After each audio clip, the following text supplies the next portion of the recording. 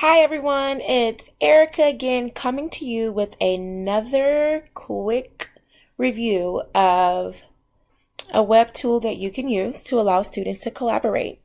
The web tool is a presentation tool called Canva.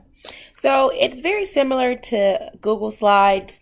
However, it offers a little more detailed and professional and clean templates that you can use for presentations. So I like to use them for PLs or for an alternative to students for students to use when they're doing collaborative presentations.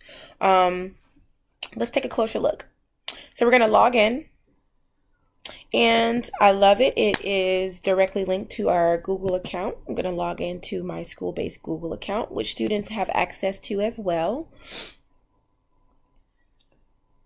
And it pulls up all these templates for you to make different designs. I'm going to a design that I've made. Here, I'm going to show it to you as a template, but this is a presentation that I created using Canva.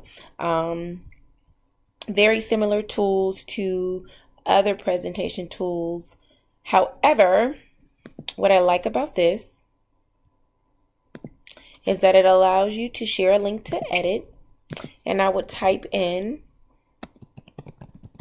the email of my collaborative partner that I wanted to edit with, and boom, it's been shared, and that person will now be able to manipulate the project, and then the team could collaborate together.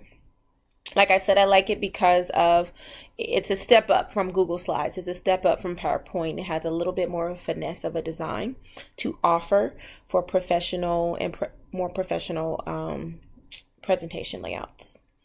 So you have all the same tools, background a little bit more free. Of course, you will have premium, but as you can see, the free options are pretty appealing to the eye. So that's Canva. The presentation is nice and very clean, and they also give you different ways that you can choose to present.